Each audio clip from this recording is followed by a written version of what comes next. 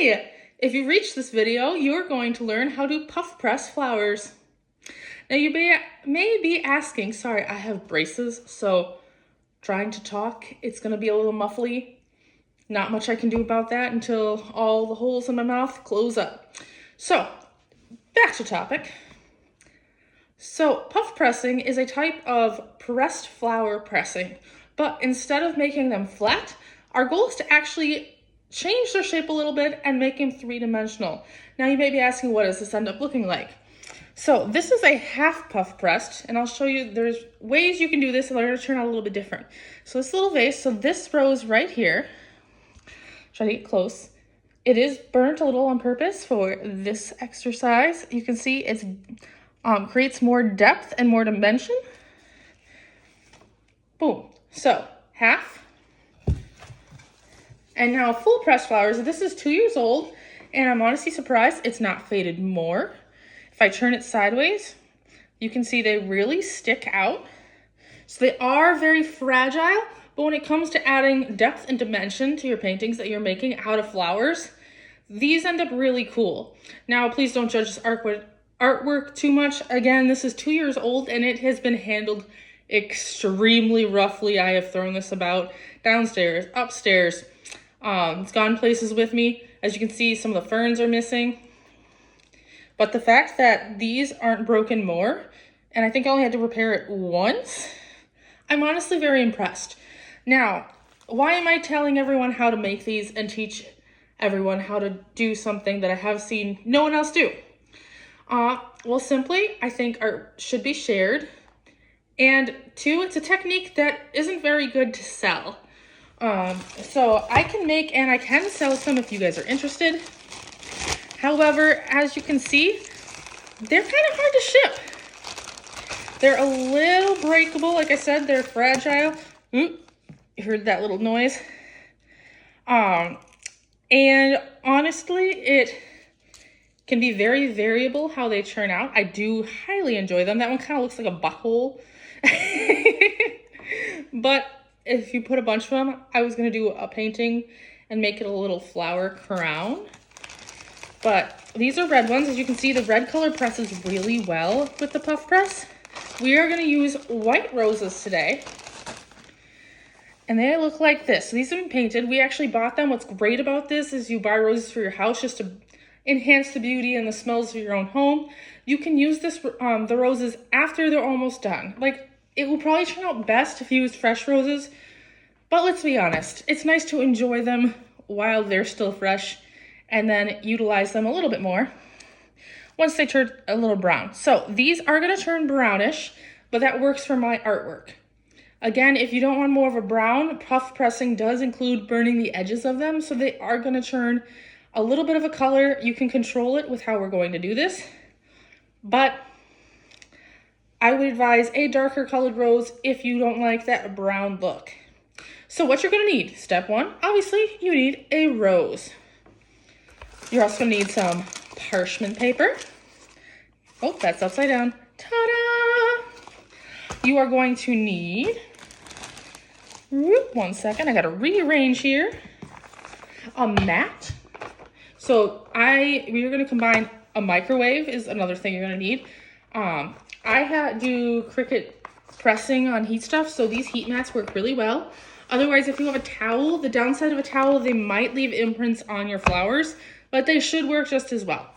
The next thing you're gonna need, again, you can use a non-steam iron for this as well, but you will have to count the time or set a timer. Otherwise, if you have a Cricut heat press, I use this bad boy so I can do the timer. I have it set for, ooh, that's gonna be hard, but I have it on, so I don't wanna move it too much. That's set for 300, and I have it at 30 seconds. I've done this a couple different ways, and honestly, I haven't perfected what timing I wanna do with this. So play around with this a little bit if you have extra roses that you can try this with. And obviously you need the stand, so don't forget that. Another thing you need is a paper plate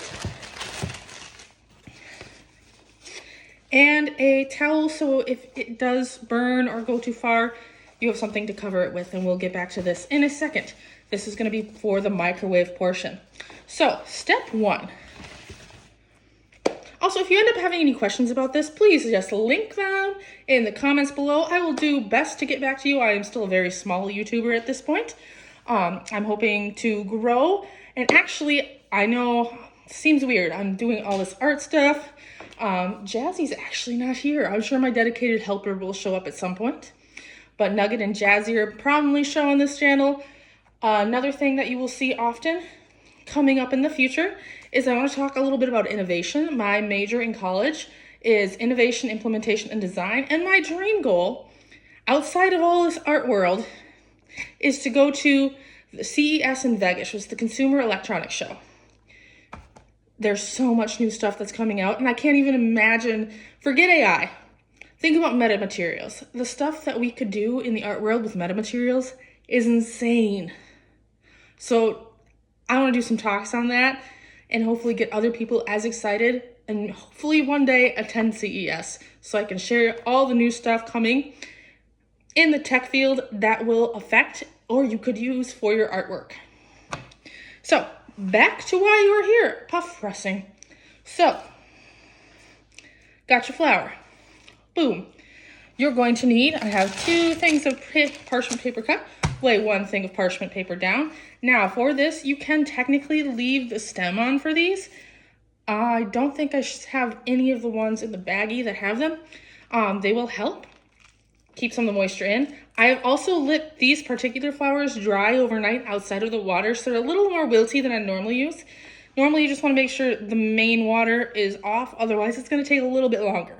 Now, you can do multiple at a time, but for this, I'm going to start with 1. So I get it on the paper. If you want it to be a little less smushed, you can take some of the middle layer out. It's a little bit harder, and for now, I'm going to actually show you how different ways turn out in this video. I'll probably zoom through a bit of the process, but you'll see what happens. So I have it down. Now you're going to need another piece of parchment paper, and we're going to put it on top. Bam! Super hard, right? So from here, you are going to take your handy dandy heat press, and guess what? We're pressing it down. Hit the button for the timer, 30 seconds at 300 degrees. We're gonna hold it here. So we're gonna fast forward through the video on this, but until then.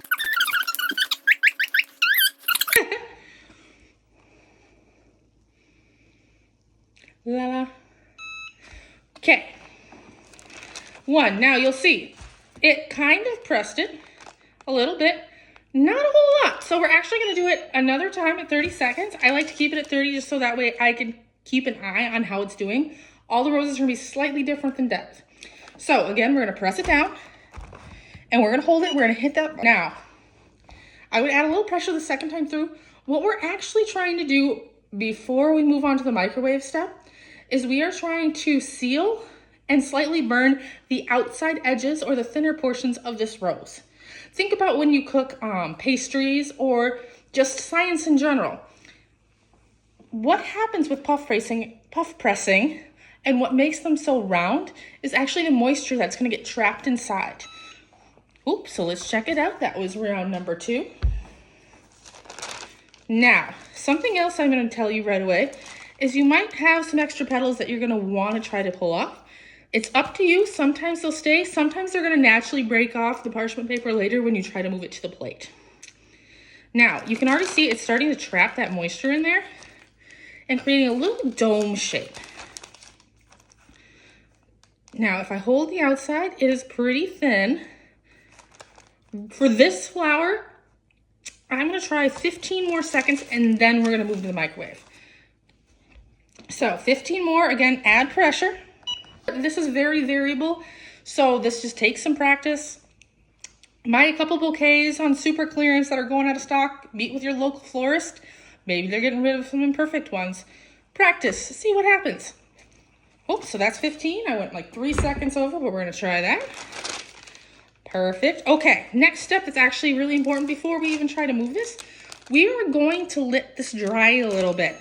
So, if you don't let it dry, what's going to happen is it's not going to seal completely the right way. It's going to trap too much moisture in the center, so when it does rise, it will still feel like you need to do more. And if that happens, I'm going to show you some results while we're letting that dry. When that happens, you end up with a couple things.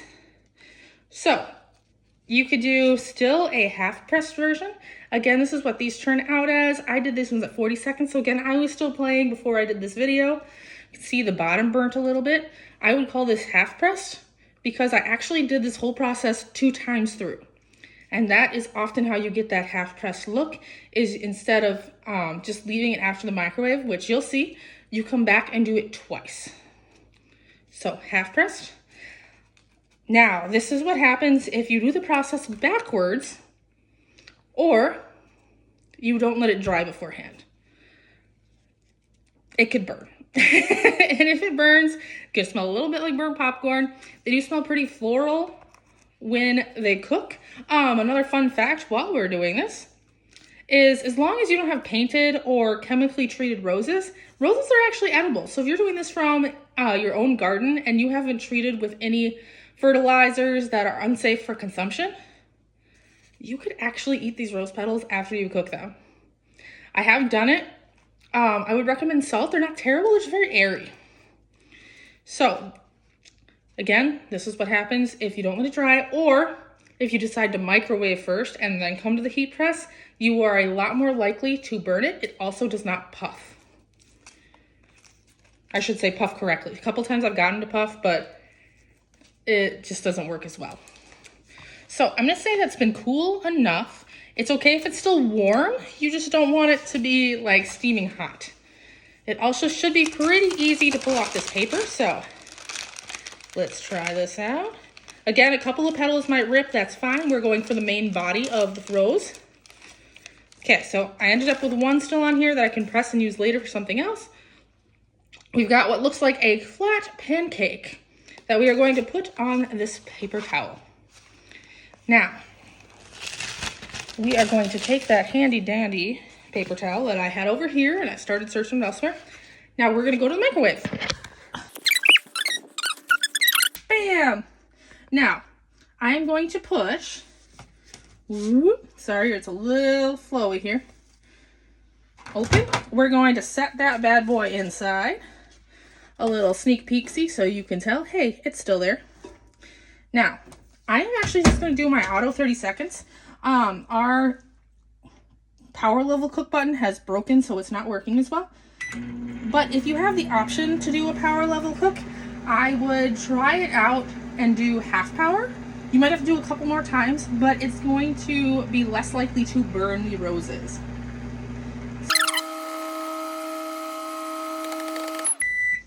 Okay, it ended. We're going to check that out. So we lift it. It is steamy, so you want to be careful not to burn yourself. But if you look, it puffed up a little bit. Now, I would say let's do another 30 seconds. We want to be careful. It can puff a little bit more, but it's definitely not done yet. So, same thing, 30 seconds, and we let it sit. Kapow! Okay, here we go, round 2. Let's see what this looks like. Okay, we're actually going to take it out for a second, and we're going to look what it's... Whoop! Hi! So, we're going to come look at this outside of the pantry. That way you can see it a little better. So, here we are. Now, it is very airy. You want to be careful not to poke it too much. It's much, again, like a puff pastry, or the ones that will inflate when you cook in baking. You could, technically, it feels a little wet still in certain spots, but if you're good about it, and then you let that air dry, technically that could be done. Now, the downside, if it's not all the way dry, it could technically mold, or it's going to fade faster. So for this video, once it dries a little bit, I am going to do it one more time. It is likely going to burn, but I'm okay with the flowers being slightly burnt for my projects because I do a lot of skin tones for more Caucasian faces or more tan faces. So this works for me. However, it doesn't work for you. Again, I'd advise not doing white roses in general, or just letting them sit a little extra long and playing to see if you can get them not to have any air, put them outside of the sunlight, in a nice cool dry room where it won't grow mold. So ready? We're gonna do it one more time.